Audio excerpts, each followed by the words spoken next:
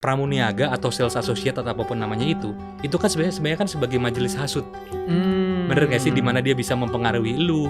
Ya dulu waktu gue masih di store ya, gue selalu belajar ngajarin anak-anak untuk profiling. Kita tuh yang salah kadang-kadang kita tuh suka ngukur kemampuan diri konsumen pakai kemampuan kita. Tenaga marketing paling hebat tuh anak kecil. Duit kek, mau barang kek, mau liburan kek, mau kadang-kadang aktualisasi juga oke loh bro. Lu kasih dia sesuatu di depan teman-temannya, ditopokin satu toko, itu juga kebanggaan lo buat orang-orang. Itu serunya kalau di modern retail yang di mall ya, karena banyak tenan di situ. Sebenarnya kita bersaing loh, karena orang tuh pasti spendingnya dari rumah. Udah gue mau belanja hari ini 1 juta deh.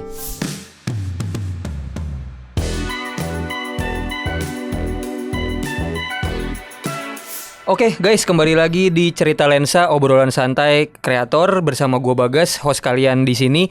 Balik lagi di episode kali ini kita bakal ngomong nanti sama narasumber yang pastinya inspiratif banget dan juga banyak pengalaman yang mau diceritain. Tapi sebelum itu, gue mau ngingetin sekali lagi buat teman-teman yang mau nyari produk kamera dan juga perlengkapan fotografi atau videografi, jangan lupa belinya yang bergaransi. Nah, kalau kalian mau nyari produk yang bergaransi bisa cari di Aneka Foto.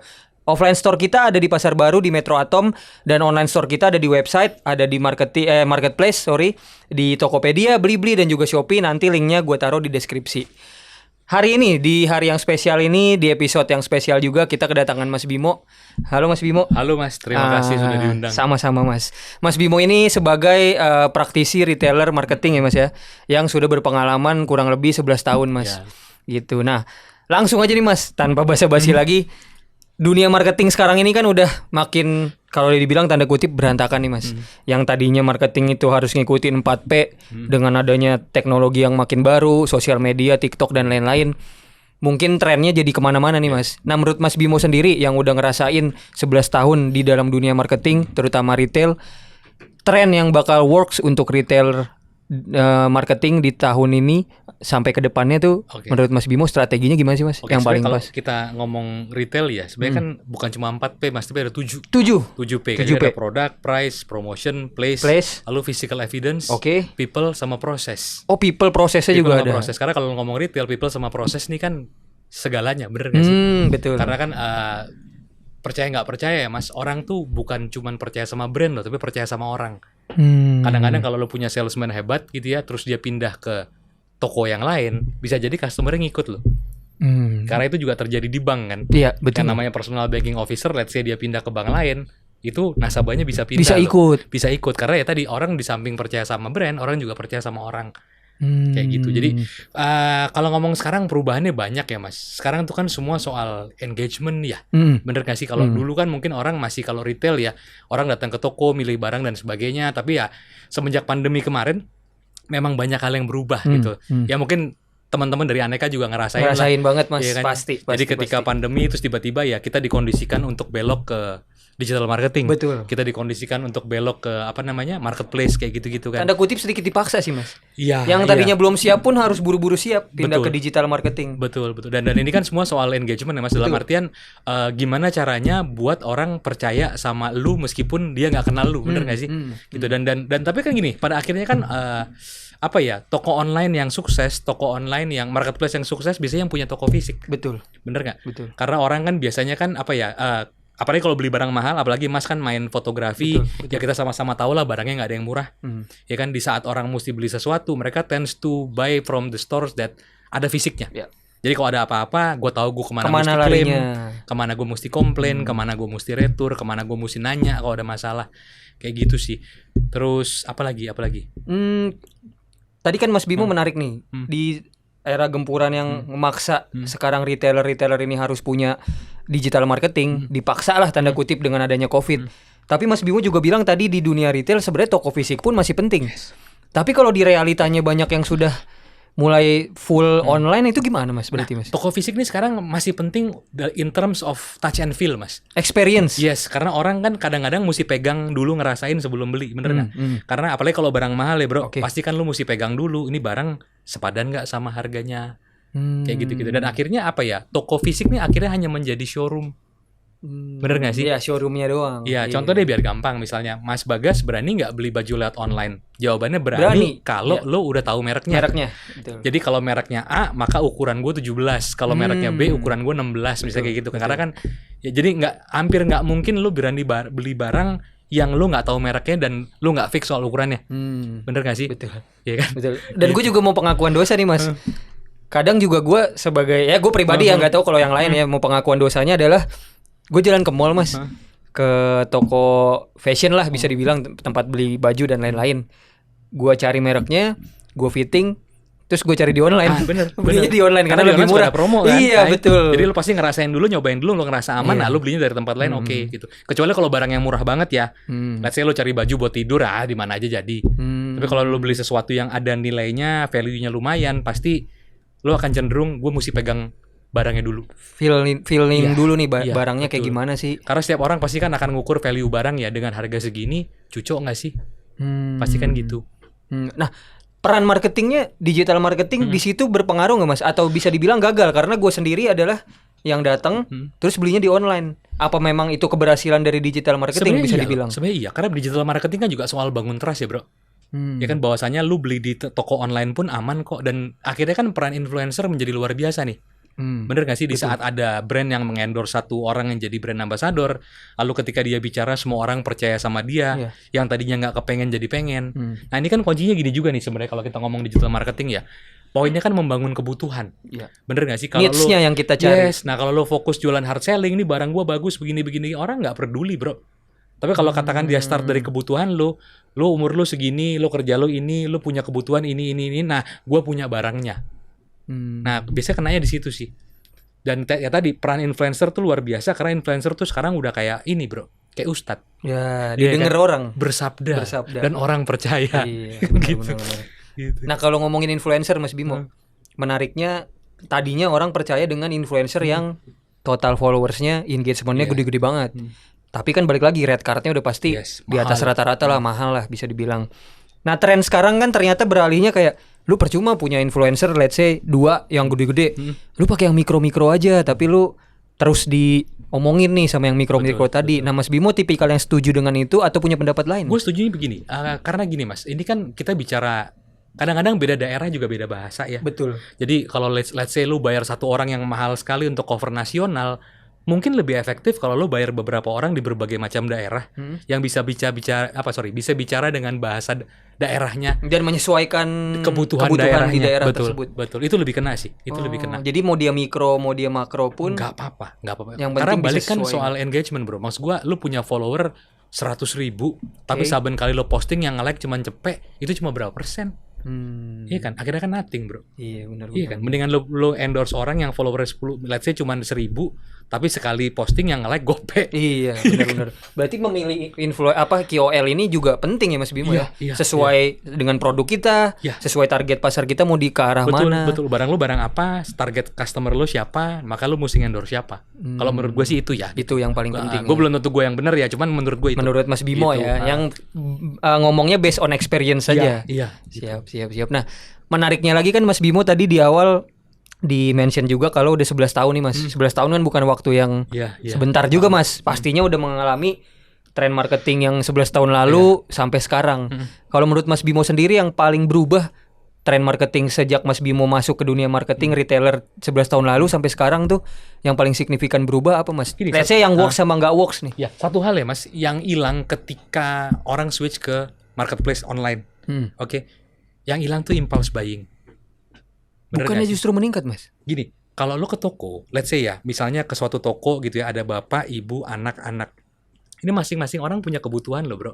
Itulah sebabnya kalau lo notice mungkin di beberapa toko, bahkan di toko buku aja kadang-kadang suka ada permen di kasir, suka ada mainan segala macam. Karena semua berpikir bahwa semua orang yang masuk satu keluarga ini masing-masing punya kebutuhan dan masing-masing harus jadi duit.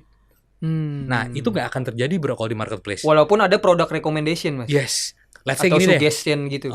Misalnya gini deh, gue datang ke Aneka Foto gitu ya, gue beli sesuatu, terus tiba-tiba di kasir gue lihat, makanya kasir tuh area paling mahal. Itu kalau di retail. Di semua retail? Yes, di retail fisik tuh kasir tuh paling mahal. Kenapa mahal? Karena waktu lo berpikir nggak panjang bro. Bener nggak sih? Terbatas banget ya. Lo lagi berdiri, lo lihat sesuatu, beli nggak ya? Beli nggak? Lo tengok belakang, antrian rame nih. Udah ambil, bayar. Tuh. Makanya placement di kasir penting. Placement juga. Di kasir penting banget. Itu harus barang yang impulse buying dan harus barang yang tidak terlalu mahal. Jadi orang nggak butuh waktu lama untuk mikir. Gitu. Makanya permen-permen ditaruhnya di posisi anak Iya, kecil tingginya segitu iya, di kasir. iya. Karena permen itu nggak boleh disepelein loh bro. Ya jujur aja, dulu gue di tempat gue kerja dulu ya, itu jualan permen itu bisa MM-an sebulan loh. Permen doang mas? Iya, padahal tokonya bukan toko permen Toko ya. permen, bukan? Iya, jadi ini retail, ya retail itu pernah gede pada zamannya. Fokusnya bukan ke situ, tapi dia punya permen dan itu omsetnya miliaran sebulan dari permen doang. Karena ngandelin impulse buying. Karena itu tadi. impulse buying. Nah di online sekarang menurut Mas Bimo Ya, udah sekarang nggak lu bisa. gandeng anak lu, mah aku mau permen, masa lu berdebat sama anak lu pasti lu beliin lah. Malu di kasir lagi. Pasti gitu. Oh, Gitu. Jadi impulse buyingnya hilang karena ya tadi bapak ibu anak-anak itu punya kebutuhan masing-masing. Ya kan, jadi misalnya bapaknya kepengen beli produk A, ibunya butuh B, anaknya butuh C. Nah, ini dapat semua. Tapi kalau misalnya lewat online, papinya nyari sesuatu, ya udah dia beli buat dia aja. Anaknya nyari sesuatu tapi di HP dia juga. Iya. Akun berbeda. Iya, jadi akhirnya kan upsellingnya hanya untuk produk yang dia beli. Ya kan? Gitu, misalnya dia beli kamera sekalian beli tripodnya. Tapi kan nggak akan nyimpang kemana-mana. Crossnya nggak dapet. Crossnya nggak ada. Jadi hanya sekedar upselling, artinya tadi itu aja sih. Impulse buyingnya. Yes. Ada lagi nggak Mas Bimo? Sama yang gini, beda? kalau di toko fisik ya bro, itu peran pramuniaga atau sales associate atau apapun namanya itu kan sebenarnya kan sebagai majelis hasud. Bener gak sih, dimana dia bisa mempengaruhi lu. Ya dulu waktu gue masih di store ya, gue selalu belajar ngajarin anak-anak untuk profiling. Ini konsumen siapa? Gitu, let's say ya gue open aja lah, gue pernah kerja di toko buku lah. Jadi misalnya ada ibu-ibu pagi-pagi datang sama anaknya jam 10 gitu ya. Masa iya lo tawarin buku bisnis? Nggak mungkin. Masa iya lo tawarin buku apa? Yang pas gue kan ini udah jelas nih. Tawarin buku pengasuhan anak, tawarin buku masakan, tawarin buku pengembangan diri yang buat perempuan. Kayak gitu-gitu. Jadi ya lu mesti profiling nih konsumen siapa, kira-kira kebutuhannya apa. Jangan buang waktu lu untuk nawarin sesuatu yang dia nggak mungkin beli. Gitu. Jam 10 pagi orang datang ke toko pakai dasi, pasti salesman. Jangan lo tawarin buku masakan, tawarin buku gimana cara jadi sales yang baik. Iya, kayak gitu-gitu. Jadi ya lo belajar profiling dikit-dikit lah, itu yang semua tenaga pemasar di toko harus tahu ya. Gitu. Tapi Mas Bimo, kalau kita ngomongin salesman atau yang ada di toko lah, saya tipikal yang kalau dideketin baru datang agak risih. Tapi justru itu kan tuntutan dari perusahaan, company dong, dari perusahaan yang lu harus profiling, lu harus deketin. Nah menurut Mas Bimo yang baik tuh gimana sih? Lu harus ada dalam jarak pandang dia. Jadi jangan deket, jangan jauh, yang penting masih bisa di. Iya, karena ada beberapa orang yang siang bu bisa dibantu malah kabur. Nah itu saya tuh Mas. Orang Indonesia tuh begitu soalnya bro. Soalnya dalam hati gue mau lihat-lihat doang. Iya. Itu takutnya ntar sama lu dihasut. Yang penting ini si orang ini harus ada dalam jarak pandang si konsumen. Jadi ketika dia mau beli dia nengok ada lu. Gitu. Jangan sampai udah nengok-nengok orangnya mana nih nggak jadi beli. Oke. Gitu. Itu sih. Dan juga placement itu urusan siapa Mas? Placement barang. Ya. Oh itu crucial bro. Gini, ini kan barang ada produk utama sama produk pendukung. Let's say kalau kita bicara toko stationery gitu misalnya, kan lu bicara ada bolpen, ada pensil, ada penghapus, ada penggaris. Itu kan keluarganya itu tuh. Ya nggak? Itu semuanya harus dalam jarak jangkauan tangan. Oh, gitu. Karena ini barang saling saling melengkapi. Jangan sampai lu dagang pensil di sini, penghapusnya 2 rak di situ. Itu udah pasti lost sale. Jadi krusial itu. Ya, nah kalau di toko kamera terjemahannya bagaimana tuh? Mungkin lu yang lebih tahu ya. Poinnya adalah produk utama sama produk pendukung ini harus berdekatan. Malah ekstrimnya bisa dijangkau pakai tangan. Iya. Sejangkauan jarak tangan kasarnya gitu. Terus display ini kan macam-macam ya Mas, yang namanya area jual. Lu bisa bagi by produk kategori, lu bisa bagi by brand kategori. Jadi let's say brand A produknya di sini semua, brand B di sini semua, tapi ada juga yang produk kategori kan. Katakan tadi gue bilang pensil, penghapus, apa segala macam semua berdekatan karena kategorinya berdekatan. Terlepas mereknya apapun. Gitu. Nah, kalau ngomong secara store overall ya, mana yang lebih mendongkrak sales sebenarnya yang produk kategori. Brand kategori itu nguntungin brand bukan nguntungin tokonya. Gitu. Oh, jadi kalaupun mau minta support dari brand ya di situ. Ya, jadi kalau misalnya brand mau support, oke lah gua kasih lo satu corner yang lo bisa pakai full untuk brand lo, tapi di sisi lain juga lo tetap akan gue masukin di produk kategori.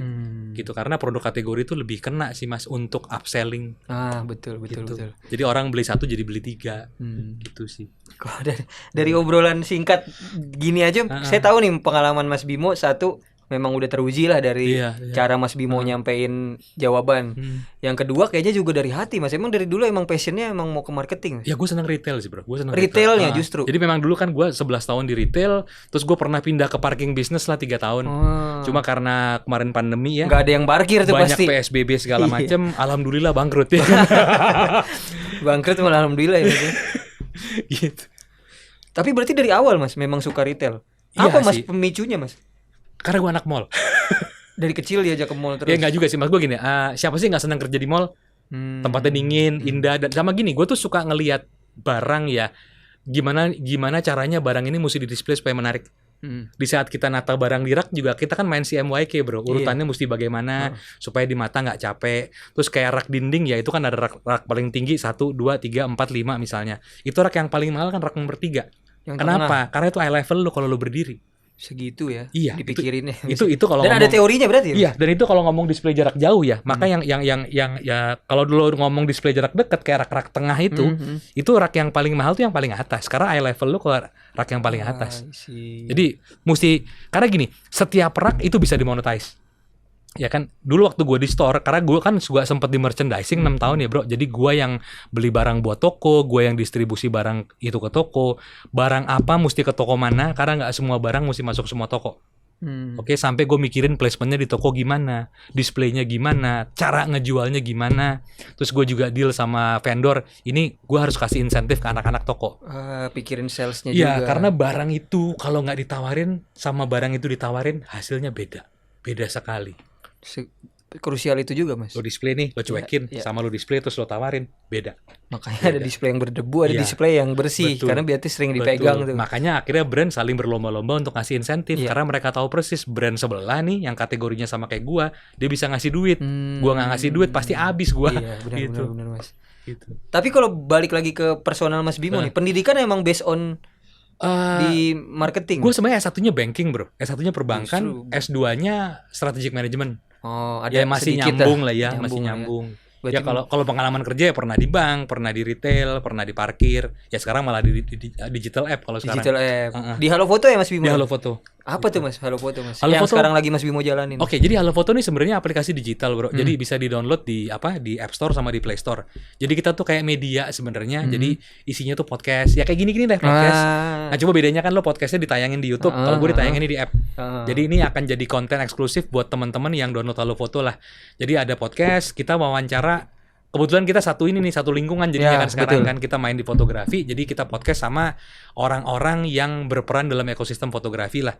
Nah kalau kita ngomong orang-orang itu siapa ya berarti kan kita bicara fotografer, videografer, brand, toko kamera, terus vendor lampu segala macam. Jadi semua ekosistem lah termasuk modelnya, termasuk makeup artisnya. Jadi kita wawancara orang-orang dalam ekosistem fotografi. Mimpinya apa? Sebenarnya mimpinya kepengen regenerasi ekosistem fotografi. Mimpi utamanya. Ya, mendukung regenerasi lah. Gitu. Jadi nggak bisa transaksi mas di aplikasi itu? Sejauh ini sih nggak. Jadi kita pure media. Jadi kita ada podcast, kita ada berita harian. Jadi berita ini ada yang kita sadur dari berbagai macam sumber. Ada juga yang kita liputan langsung sih mas. Oh, ada yang liputan langsung. Betul. Juga. Terus juga kita main user point. Jadi setiap kali aktivitas teman-teman dalam app itu juga dihargai dengan poin.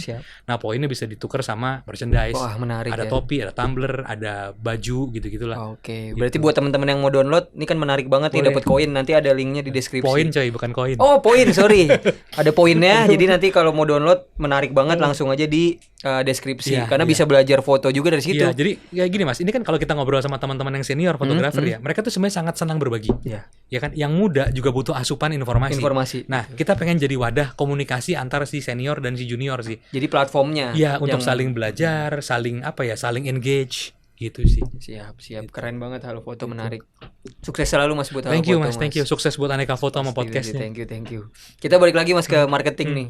Sebenarnya ada intermezzo sedikit mas, pertanyaan yang mungkin sering ditanyain orang-orang juga pada kepo juga.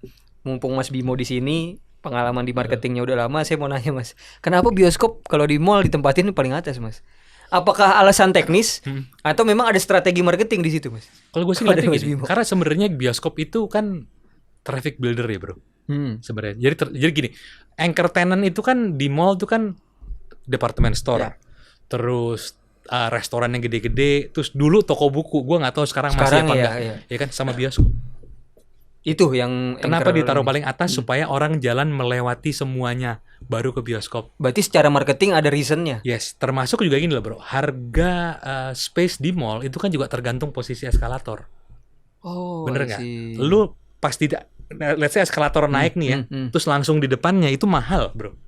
Itu mahal space itu. Daripada di tempat biasa booth-booth pameran tuh Mas, di tengah-tengah lobi. Ya itu juga oke, tapi itu kan biasanya kan kalau di tengah-tengah lobby kan sifatnya ini kan Temporary. nggak permanen. Jadi kan di mall tuh setahu gue ya ada lahannya leasing tuh berarti kan yang lo sewa tahunan, ada yang casual leasing itu yang lo sewa harian, mingguan, bulanan. Gitu, sama ada lahannya marketing yang lo bisa barter event gitu-gitu sih.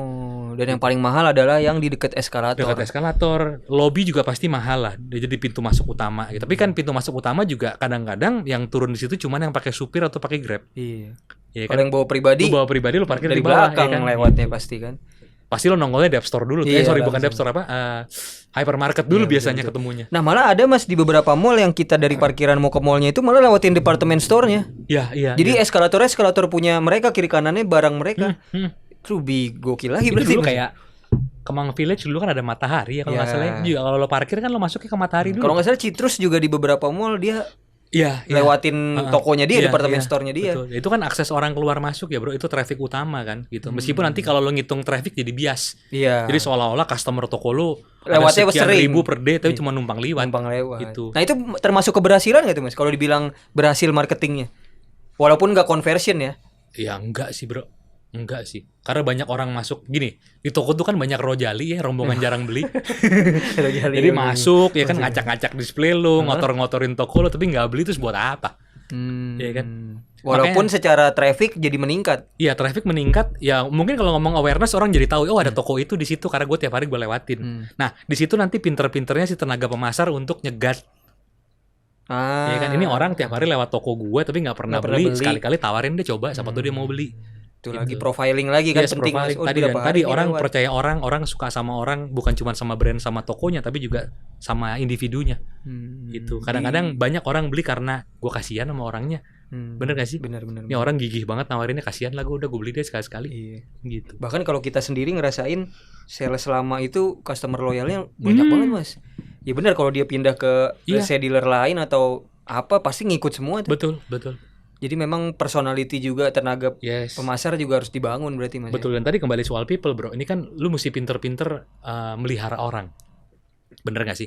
Yang namanya apresiasi orang itu kan bukan cuma soal lu gue kasih duit gaji atau apa, tapi juga lebih ke ini sih bro, pendekatan personal. Orang ini ngerasa dianggap, orang ini merasa didengar. Ya kan, kalau meeting diajak, pendapatnya didengar. Nggak semuanya harus diturutin loh, tapi minimal kan didengar. Ditampung lah. Betul. Mereka merasa ditampung. Betul, dan kalau ngomong realistis yang soal duit tadi gue bilang, ya kita kan bisa main KPI individu sebenarnya kalau di store ya. Ada target penjualan. Jadi biasanya tuh kalau KPI individu tuh 70-30 tuh bro. 70 tuh aspek kinerja yang berkaitan sama sales dan lain-lain. Yang 30 ini aspek perilaku.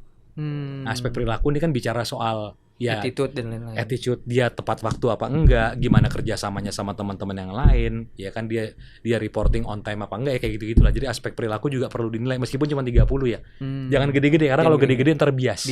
Betul. Kalau makanya biasanya 70-30 ya. Kalau supervisornya suka sama dia nanti wah ini baik, lulus. Iya. Gitu. Dan itu kaitannya mesti sama tadi. Kalau KPI gue bagus, gue dapat apa, Bos? Harus dikasih reward. Mesti ada reward. At least apapun itu rewardnya yang menurut mereka masih reason nih, kalau gue capai ini rewardnya mau reason duit kek, mau barang kek, mau liburan kek, mau kadang-kadang aktualisasi juga oke loh bro. Lu kasih dia sesuatu di depan teman-temannya, ditepukin satu toko, itu juga kebanggaan lo buat orang-orang. Berarti strategi contoh McD Employee of the Month itu juga itu ya untuk nambah motivasi motivasi yang lain yang belum menang dan jadi beban buat yang menang. Foto gue kepajang di situ, kalau kelakuan gue jelek gue habis loh. Tapi kalau menurut saya negatifnya nanti bisa sikut-sikutannya negatif gimana Mas Bim? Makanya perlu ada KPI bro. Kalau ada KPI lo sikut-sikutan kagak mempan. Sikut-sikutan dampaknya cuma 30%, 70% tetap performance lu. Jadi nggak usah mikirin orang lain, lu fokus ke diri lu sendiri aja. Betul ya. Sekarang kelakuan lu kata temen lu begini, tapi KPI lu tercapai kok, jualan lu bagus, dead stock lu nggak ada, ya kan? Inventory turnover lu bagus misalnya gitu kan. Terus apa alasan gua jegal lu? Gitu. Betul Mas. Gitu. Nah sekarang lagi nih Mas, di era yang sekarang ini kan banyak yang bilang kalau mereka mau ngelihat brand itu lihat sosoknya Mas. Ada sosok yang melekat sama mereka. Ya kalau Mas Bimo mungkin ngelihat ada brand kemeja kalau nggak salah di TikTok tuh yang terkenal malah si konten kreatornya. Jadi kita mikir kalau brand ini sosoknya si A nih. Terus ada brand optik juga kacamata yang terkenal waktu itu malah si ceweknya yang bikin konten aneh-aneh. Nah menurut Mas Bimo marketing yang sekarang trennya itu memang butuh sosok atau Sosok gimana, itu Mas? perlu ya bro, tapi gini loh, jangan sampai sosok ini lebih kuat dari brandnya. Karena jadi bumerang balik loh nanti ketika sosok ini pindah ke brand lain, habis kita.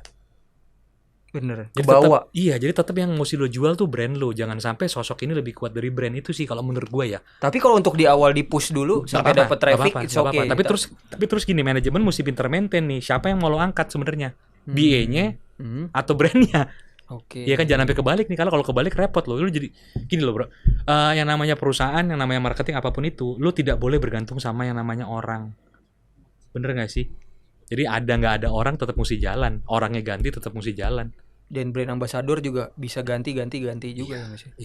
Iya. Ada Mas Bimo yang dari sisi Mas Bimo nih yang beli brand tersebut atau beli karena brand ambasadornya, ada nggak sih Mas? Kalau saya sih enggak ya. Kalau Saya juga pribadi enggak Mas. Makanya saya selalu mikir gini.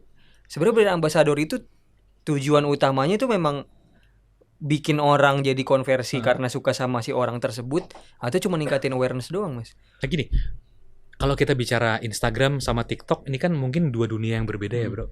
Mungkin kita sepakat kali kalau Instagram nih bagus untuk branding. Sedangkan TikTok Selling. bagus buat hard selling gitu kan ya. Nah, CBA ini mungkin akan lebih mujarab dipakai buat hard selling. Hard selling Mas? Iya karena gini, bukan lebih mujarab ya, tapi karena gue suka dia. Let's say gini deh, kita sebutlah selebgram, ada yang kalau dia jualan sekali live bisa miliaran karena dia suka sama orang itu gitu. Nah kalau itu sih oke, tapi kalau kita ngomong branding ya jangan terlalu tergantung sama si BA-nya sih kalau menurut gua ya gitu. Oh jadi difokusinnya malah justru menurut Mas Bimo di hard sellingnya aja. Positioning brandnya mau di mana? Kita kan bicara positioning nih bro. Positioning brandnya mau di mana? Bukan positioning brandnya cocok buat CBA-nya. Gitu, jangan kebalik sih kalau menurut gua sih. Gitu. Sih berarti penting juga perannya brand ambassador. Ya tadi bangun kebutuhan, ya kan? Lu masih muda, lu eksekutif muda, ya kan? Kebutuhan lu ini, gue punya barang yang cocok sama lu, ya kan? Despite of siapa, BA-nya sebenarnya nggak terlalu penting sih. Betul. Dan juga dengan cepat banget perkembangan di TikTok, Instagram dan platform lainnya Mas. Menurut Mas Bimo, kita sebagai brand itu perangnya itu udah di mana sih Mas sekarang Mas, yang paling baik dari segi marketing ya? Apa masih kayak dulu perang di harga? Apa perang di value? Atau perang di mana nih Mas? Karena kan makin banyak nih. Perang di harga tuh paling nggak sehat bro sebenarnya.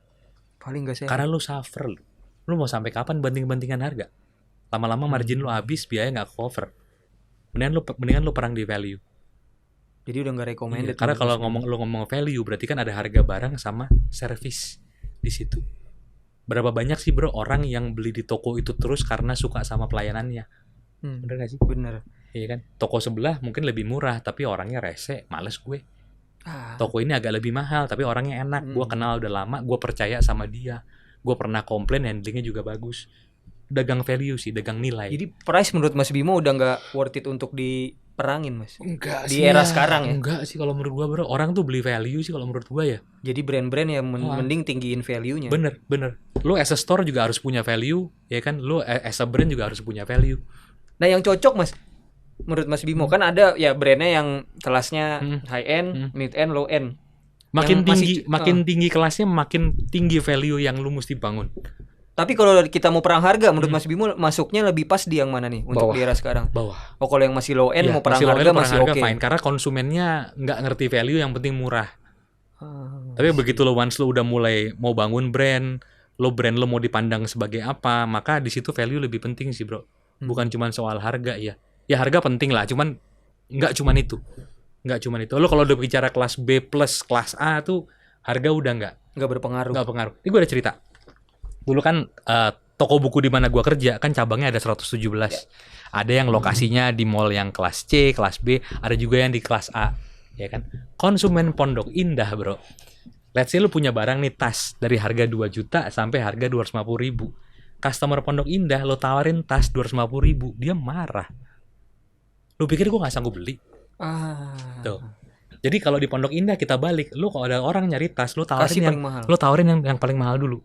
Dia nggak sanggup, lu turun dikit-dikit, nanti kita ketemu mungkin di 1 juta, ya kan? Tapi kalau lu mulai dari 250.000, dia beli, lu selesai, ya kan? Atau malah dia sakit hati sama lu karena lu pikir gue kismin apa? Lu nggak lihat demografisnya juga sebenarnya mas ya? Iya, tadi profiling bro.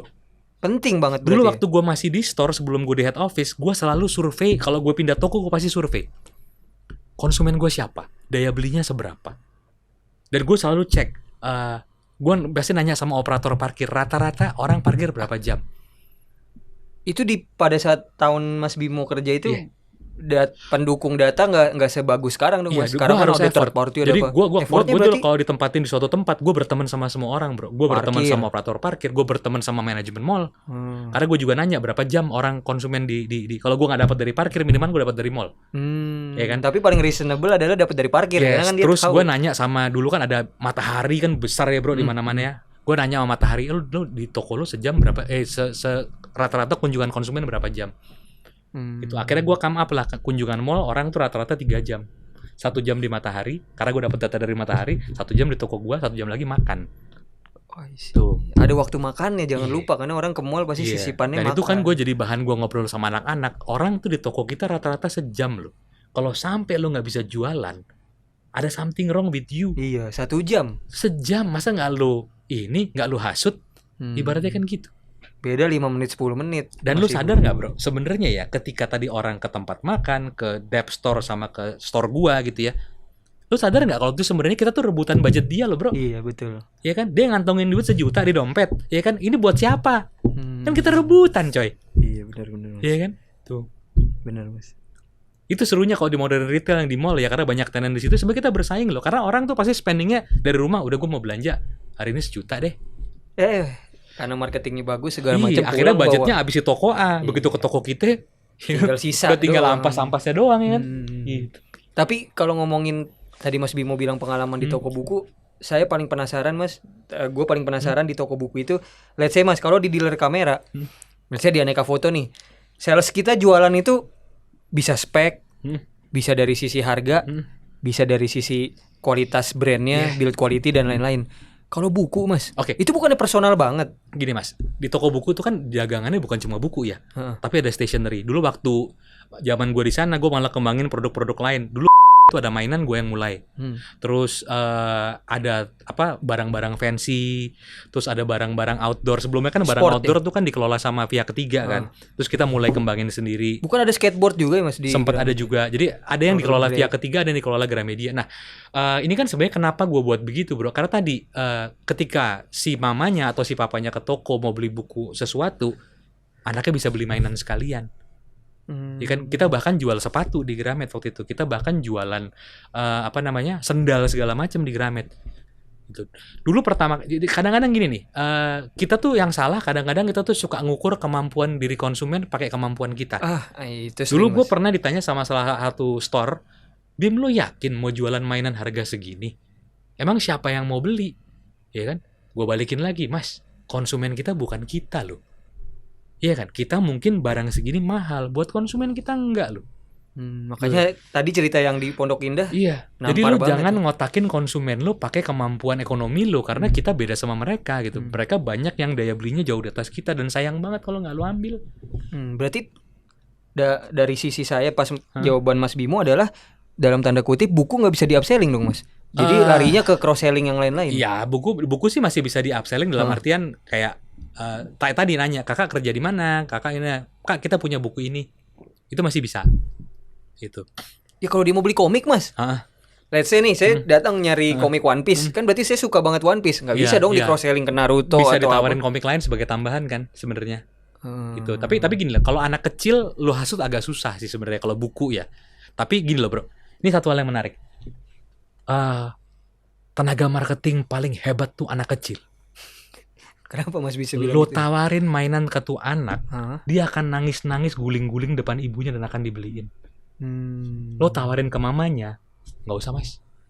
Tapi kalau tawarin ke anaknya pengen, dia nangis guling-guling, itu 99% pasti dibeliin. Berarti pasti dibeliin. banyak anak kecil tantrum di mall tuh salahnya tim marketing tuh. Iya, itu jasanya tim marketing. Iya, jasa tim marketing bikin anak-anak Bukan salahnya, tantrum. jasanya itu. Oh iya, jasanya Gitu. yang bikin tantrum. Berarti emang target utamanya anak kecil Anak itu. kecil. Ya? Kenapa gue jualan toys ya itu? Karena gue bisa manfaatin anak-anak ini. Gitu loh. Gue kan juga punya anak kecil, bro. Makanya kalau gue ajak ke toko, gue jauh-jauhin tuh ya kan. Lu sini. Iya. Kita tarik nih pelan-pelan ya. Culik lah tanda kutip. Tapi Mas kenapa Mas kalau boleh gue nanya nih. Kenapa store buku di Indonesia sekarang menurun? Apa karena behavior? Karena kan banyak yang nyalahin ya behaviornya orang Indonesia nggak suka baca. Apa ada faktor lain menurut Kalau Mas? kemarin data yang gue lihat ya bro, sebenarnya minat baca nggak turun, minat bacanya naik. Naik, Tapi cara bacanya berubah. online. Ya contoh gini lah bro, kayak dulu ya di toko buku yang tempat gue kerja itu tuh satu hari satu toko di drop 100 koran, itu jam 11 siang tuh udah hilang, udah habis. 1 koran Mas. 100. 100 Lo koran. di drop 100 koran. Nggak, maksudnya 1 koran satu brand Satu koran. satu toko di drop satu brand koran 100 eksemplar gitu ya. Itu jam 11 sudah kelar. Itu pas awal-awal gue masuk tuh tahun 2007 gitu ya. Terakhir gue resign tuh kan 2018 Desember. Oke. Ya kan? Itu toko di drop koran 3. Nggak habis. Nggak habis Mas. Kadang Dari yang tadinya sehari 100 habis jam 11, sekarang sampai sore 3 sampai sore nggak habis. nggak habis. Nah sekarang pertanyaan, apa orang nggak baca koran? Baca bos. Tapi kan bacanya di sekarang handphone. begini, udah nggak zaman lalu baca koran begini kayak Pak Guru zaman dulu ya kan. Betul. Gitu. Jadi orang tetap baca tapi cara bacanya berubah. Orang tetap beli buku, cuman mungkin sekarang gini deh. Dulu kalau zaman gua ya, gua kepengen terliterasi, kepengen cari informasi, pasti gua akan pergi ke toko buku dan gua harus cari bukunya. Betul. Gua beli. Sekarang di Google semuanya ada ya mas. Ada, iya. Tuh. Makanya kadang saya penasaran tuh kalau ada yang orang-orang yang di atas saya Mas cerita. Dulu gua ke Gramedia cuman baca sinopsis sampai nunggu diusir satpamnya. Itu real ada ya Mas? Iya, ada.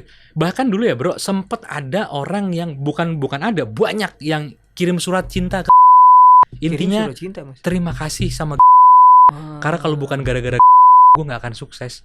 Karena gue sering baca buku. Gue sering baca buku gratis. Berarti hancur Mas display. Kita biasanya setiap judul kita bukain 2 sampel. Memang ada yang khusus kita untuk bukain display. 2 buat dibaca.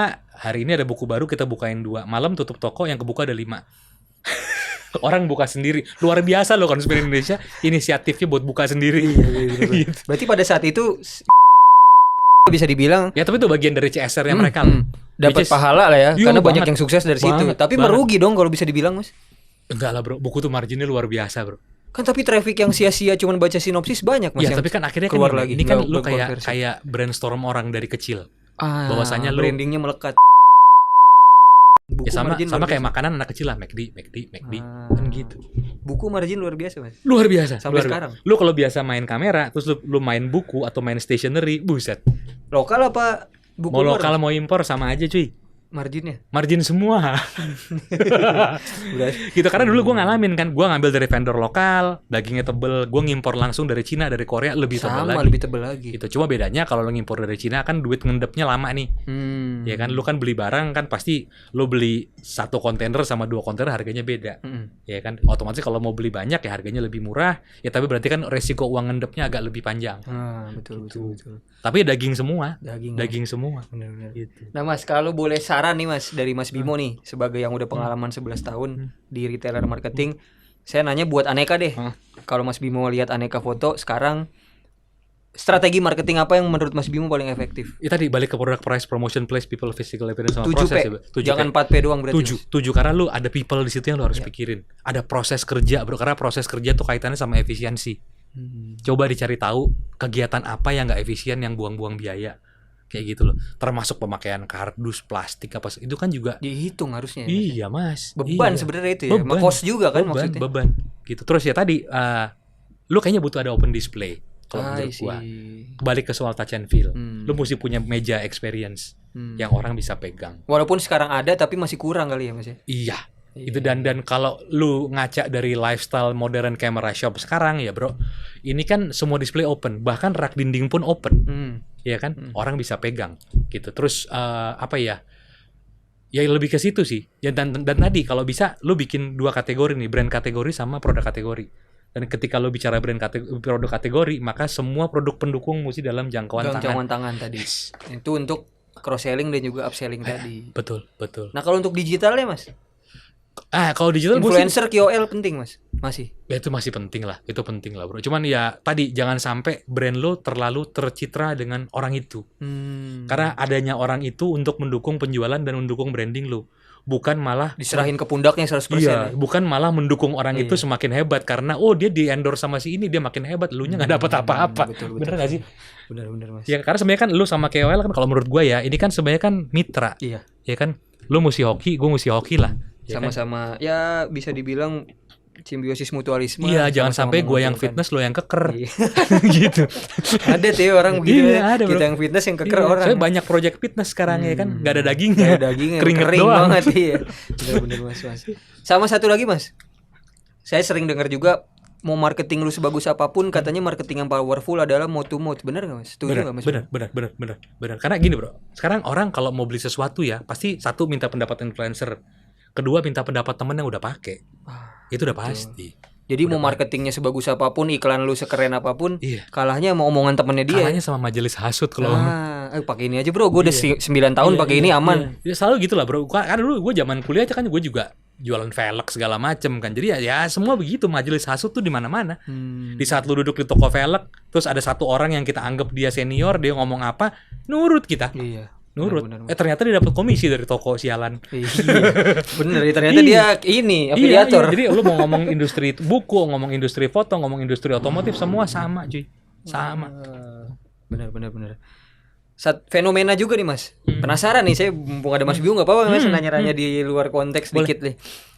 Di Indonesia mas terutama, kita beli pasta gigi masih nyebut odol. Ya. Padahal yang datang Pepsodent, Ciptaden. Kita beli minuman kemasan di warung Aqua. Dikasih fit juga lu nggak protes. Ada kan? merek lain Siu mas, kayak Ronaldo, SIU. Oh, iya. Siu.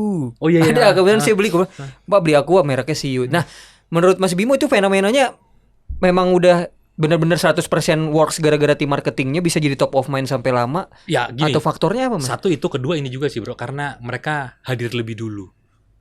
Jadi sama brand kayak paling pompa awal. air deh, ya kan lo ke toko Pompa bangunan, gue mau beli Sanyo dong. Wih Sanyo Ya kan? nyebutnya. Dikasih Shimizu juga lu nggak protes. Bodoh amat. Iya. Ya itu karena mungkin mereka masuk lebih dulu ya.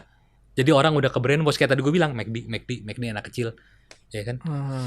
Tapi kalau menurut Mas Bimo counter marketingnya apa mas? Biar bisa ngalahin top of mind ini. Ini proses bro, ini proses panjang sih, karena nggak gampang. Nggak bisa instan ya? Nggak bisa instan. Lu geser satu brand yang udah kuat gitu ya, untuk belok ke tempat lu tuh nggak gampang.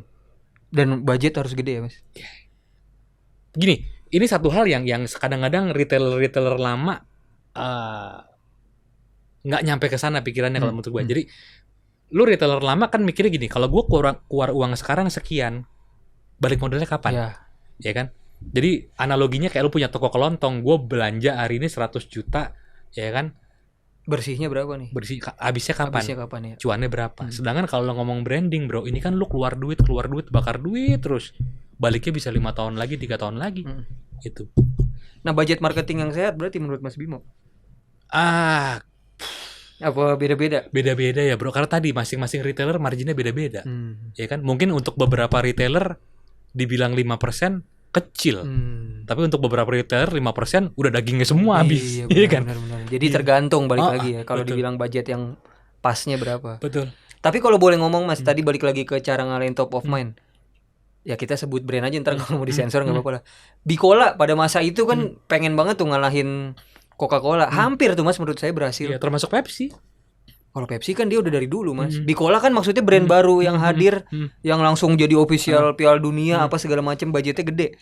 Tapi gagal juga Mas. Karena gini juga sih bro, gue nggak tahu ini terjadi di sini apa enggak ya. Cuman kita sebut lah ada brand besar teh. Oke. Nah, teh jadi apa teh masih ini nih Mas? Teh tinggal minum RTD, ready to drink ya kan. Ini kan brand gede yang nggak mungkin lo nggak tahu lah kasarnya. Apapun makanannya itu ya. Gitu. Apapun makanannya gue nggak tahu mereknya apa lah itu. Terus ini gini, dulu pernah ada temen gue yang mencoba merintis bikin teh kemasan juga.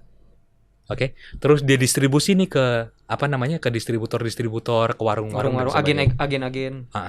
Lo tau apa yang diperbuat sama si brand besar itu? Dia beli semua barang lu, terus ditukar sama barang dia. Nah tapi barang yang dibeli itu dikemanain Mas? Gini bro, gue brand gede nih, gue brand A, ya kan? Terus gue brand kecil nih Mas. Lu brand kecil. Gue distribusi ini. Lu supply ke warung-warung. Gue datang ke warung, lu punya teh apa aja? Merek ini. Ada berapa? 10 krat. Gue ambil deh, gue tuker sama teh lu. Gue tuker sama teh gue. Nah teh gue kemana Mas? Gue buang, gak masalah. Yang penting lu udah gue bunuh sebelum lu berkembang. Karena dia udah raksasa. Lu nggak sempet branding bro, langsung ditukar. Dan ini si warung sebagai pedagang ditukar sama merek yang lebih gede ya mau lah. Tahu nggak Mas? Guanya yang punya brand itu. Akhirnya lu tahu. Dan lebih memilih untuk nggak mau di kolom itu deh, udah cabut deh. Ya, akhirnya ya tadi wafat sebelum berkembang bro, baru brojol dibunuh ya kan, kan gitu. Ya karena dia budgetnya udah. Iya. Ya itu mungkin masuk budget marketing mereka. Daripada kita branding, bayar iklan dan sebagainya, mendingan gue pakai buat ngebarterin minuman ini. Gila ya. Iya kan? Kejam memang. Jadi dia nggak sempat hadir di pasar, baru mau hadir ambil. Bahkan berarti sampai sekarang pun kalau secara nggak sadar pasti ada yang Nah ngelakuin mungkin praktek seperti itu juga dilakukan oleh merek lain mungkin. Gue juga nggak tahu. Dan sampai sekarang banyak masih yang pakai Mas ya. Ya. Jadi kita nggak tahu sebenarnya di luar sana banyak brand-brand yang masih dulu si brand teh besar ini melakukan itu karena memang itu kebijakan marketing mereka atau memang ini mungkin taktis di lapangan di masing-masing distributor bisa juga gue nggak tahu ya kan gitu. Bisa juga ini permainan di bawah yang Betul. Ya udah kita fight lah, kita ambil. Ya kita nggak tahu juga. Jadi gue nggak bisa bilang si brand ini punya strategi marketing bunuh yang lain, nggak juga. Karena mungkin ini juga oknum kan, nggak tahu juga gue. Gitu. Betul. Nah terus Mas Bimo setuju nggak Mas, kan sekarang lagi tren ada yang namanya Derry, podcast kasih solusi. Dia kan banyak kasih insight tuh, terutama ke UMKM lah, yang brand-brand yang masih kecil.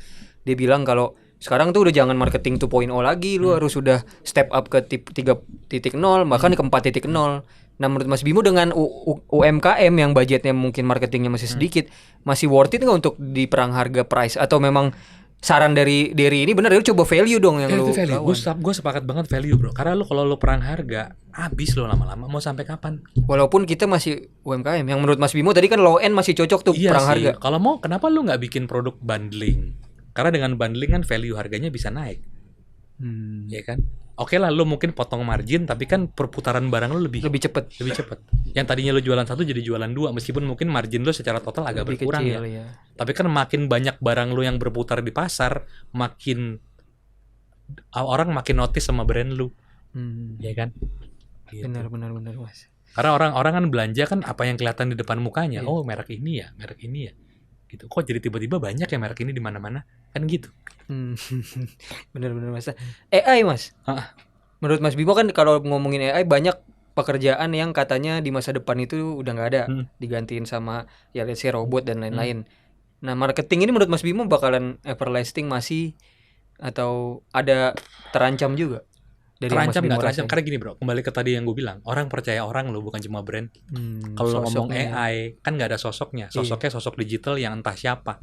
Lo bisa pasang pala gue di badan pala lo di badan gue dan sebaliknya gitu kan. Bahkan ada brand ambasadornya dibikin Mas pakai AI Mas. Sekarang di Instagram udah mulai banyak akun-akun AI kan yang itu sebenarnya bukan orang, tapi dia bisa bercerita soal kehidupan sehari-harinya dan sebagainya kan. Gitu ya. Tapi ya nggak ada engagement bro, karena gini orang juga akhirnya tahu ini AI. Nggak ada soulnya Mas. Nggak ada jiwanya. Nggak ada soulnya. Meskipun dia mungkin sosoknya cantik sekali, tetapnya bukan orang cuy. Once gue realize kalau dia bukan orang, gue unfollow. Ya bukan orang. Ya ketahuan lagi bukan orang. Mau sebagus mulus apapun tuh AI. Berarti menurut Mas Bimo marketing masih. Ya gini, sebenarnya kalau untuk artificial intelligence ya, pekerjaan yang nggak dibutuhkan otak untuk improve sebenarnya bisa di take over sama AI.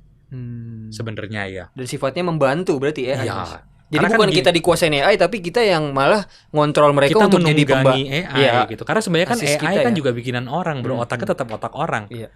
Jadi orang yang pinter make AI untuk ngibulin orang-orang yang lebih bodoh. Betul. Poinnya itu. Nah yang salah kaprah di Indo malah AI dijadiin tools dia buat kerja, copy paste Mas. Iya, tapi AI menolong sih bro. Kayak let's say lu ada project sesuatu yang lu gak ada bayangan sama sekali, lu bisa tanya AI lo. Ya, ChatGPT aja. ChatGPT gitu-gitu. Gue jujur gue juga pakai itu kok. Tapi kan gak plek-plek copy paste kan ya, Mas. Disesuaikan lagi sama kebutuhan corporate kita. Katakan bagaimana cara membuat apa gitu kan keluar semua tuh ya. Ya di antara sekian banyak yang keluar pasti kan ada yang bener lah bro. Iya. Dan sekarang belajar juga lebih mudah ya Mas. Iya. Dulu dibantu Google. Iya. Sekarang udah AI ChatGPT udah enak. Ini sebabnya kemarin kenapa setelah pembelajaran daring selesai, anak-anak nilainya pada turun. Karena ketika pembelajaran online mereka ujian, mereka pada pakai ChatGPT. Ternyata dibantu selama ini sama termasuk ChatGPT. Anak gue. Berarti emang udah. Iya. Terus gimana Mas cara ngatasin itu kemarin? Ya udah dikasih pengertian baik-baik. Iya, akhirnya dia akhirnya belajar bahwa ini sekarang lu udah masuk ke dunia nyata, ya lu udah nggak bisa pakai ChatGPT, lu harus belajar. Gitu loh. ChatGPT ngebantu lu aja, jangan dijadiin. Iya. Tapi satu hal ya gue apresiasi anak gue karena dia kreatif. Dia mikir sejauh itu. Gue bisa nanya ya, Mas. Iya. Pertanyaannya ke orang tua aneh-aneh ya sekarang. Nah, kita juga mesti bisa ngikutin sebagai yang lebih tua ya. Ya, tapi Mas Bimo kalau ditanya sama anak pertanyaan yang beyond umurnya nggak bisa jawab, maksudnya tanda kutip kayaknya gue jawab belum ngerti nih anak. Lebih baik coba nih kita arahin nih, kita jawab pakai ChatGPT, coba tanya sini, atau tetap sosok Mas Bimo yang harus hadir. Tetap sosok gue. Jadi dia taunya bokap gue yang Iya, kalau ditanya iya, selalu bisa jawab. Iya. Karena selalu kan harus begitu dong. My dad is my idol kan. Iya, Betul, bukan ChatGPT. Iya, Ngeri, iya, bro. iya, benar-benar. Nah katanya juga mas marketing bisa dipakai di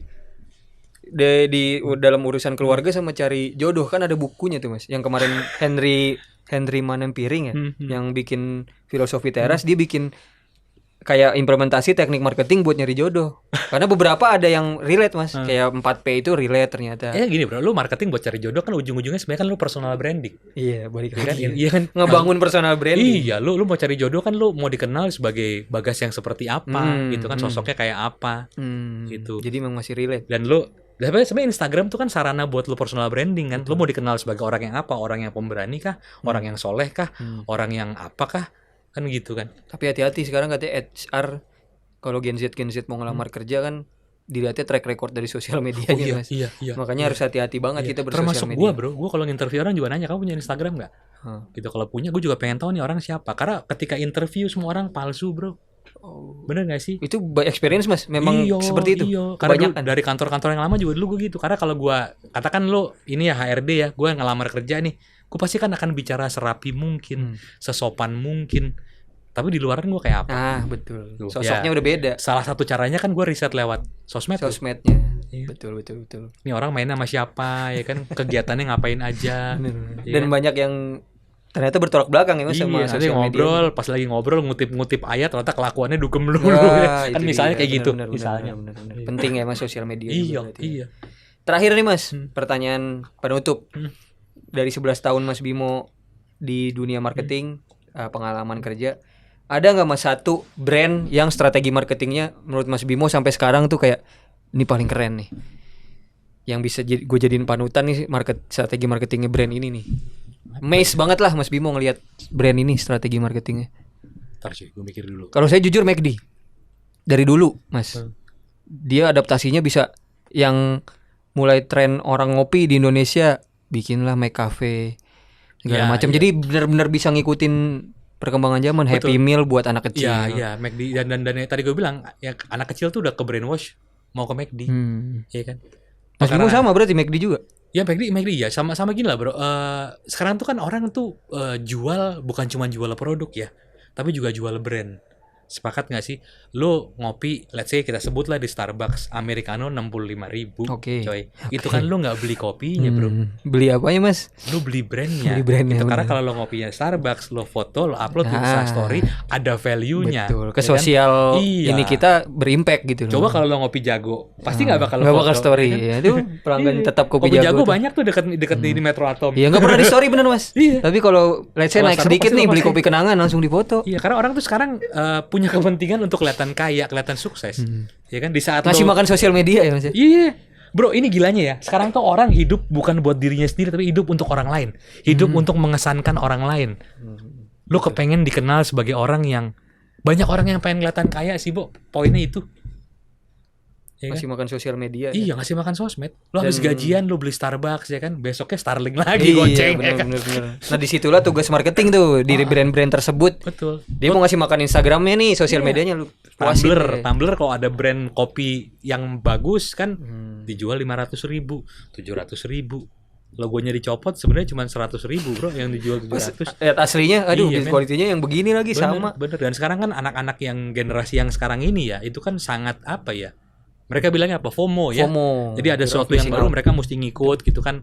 Ada tumbler, ya sebut aja mereknya Cork Cycle ya. 700.000 mereka bela-belain. Gaji UMR tumblernya 700.000. Paylater lagi. Iya kan, hitungan matematikanya nggak masuk bos. Ya kan gitu. Lo punya iPhone, cicilan, paylater segala macam. Gaji lo habis buat hal yang nggak penting. Kopinya buat tumbler, Starbucks, buat handphone, buat apa kopi lifestyle.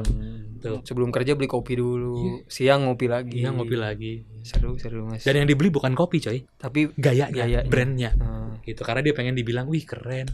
Makanya bener gak mas? Ada teori yang bilang ya Lamborghini kenapa nggak iklan di TV? Karena pembelinya dia nggak ada yang nonton TV. Iya banget. Iya. Pembelinya pekerja keras semua, bisnismen yang kaya-kaya. Dan itu brand itu kan brand cita-cita semua orang ya bro. Jadi lu nggak perlu ngiklan. Kalau emang gue udah sanggup, gue akan nyamperin lu. Ada mas yang kayak gitu, brand-brand high value banget berarti. Iya. Yang nggak perlu budget marketing gede, tanda kutip. Iya. Jangan gini lo cek deh kayak apa Rolex segala macam pernah iklan TV? Jarang. Pernah. Paling iklan saya lihat di balapan F1 ada tuh jam tangan. Ya, satu itu. Nah, kalau di F1 kan karena ini bro, itu kan soal ketepatan waktu. Makanya biasanya kan Rolex, Tag Heuer kan masuk ke situ, betul, karena ini betul. kaitannya sama ketepatan waktu kan. Nah, kalau ke situ Mas masuknya. iya, betul. Makanya pasti supplier jam tangan pasti larinya ke F1. Karena kaitannya kan sama ketepatan waktu, perhitungan waktu dan Psikologis ya, iya, segala macamnya. itu sih. Sama tadi kita brand mahal, kita supportnya F1 Siap. gitu. Paling kalau Rolex larinya ke paling jelek ke tenis kan bro. Tenis, betul. Gitu. Bahkan Rolex nggak pernah promosiin basket, sepak Iya, bola nggak aja nggak pernah ya. jarang. Dia nggak pernah. Ya kecuali pemain sepak bola di luar lapangan Ya pakai. dia as a individu di Iya, endorse dipakai. ya kan gitu. Kayak Rafael Nadal di endorse sama apa?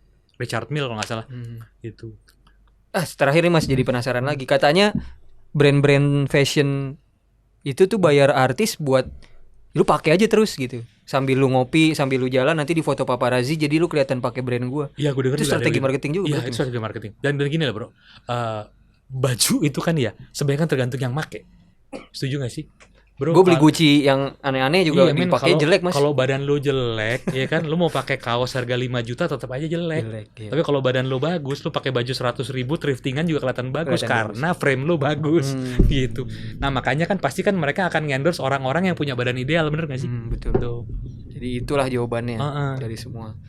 Thank you banget lu Mas Bimo lu. Thank you, Mas. Thank Semua you, pertanyaan yang ada di kepala saya soal marketing kejawab nih. Mudah-mudahan gua nggak salah ya. Iya, gitu. karena kan juga balik lagi Mas Bimo tadi udah disclaimer di awal bukan gua expert. bukan expert, gua tapi cuman- based on gua cuman experience, praktisi lah, praktisi. Gitu. Thank you waktunya Mas Bimo Terima sudah kasih, hadir Mas di Bagas. podcast Cerita Lensa dan Thank you, juga thank you. sukses selalu buat Halo Foto Amin, ya. sama-sama, buat Mas. teman-teman. Sukses. Benefitnya banyak nih kalau follow Yes. Halo Foto tadi dapat koin. Jangan lupa download ya. Free Nanti kok, ada semua di free. deskripsi. Gitu. Betul. Thank you Mas Gitu. Bimo Thank you, waktunya sekali Mas. lagi. Makasih. Sampai jumpa lagi Thank di you. episode Bye. selanjutnya teman-teman.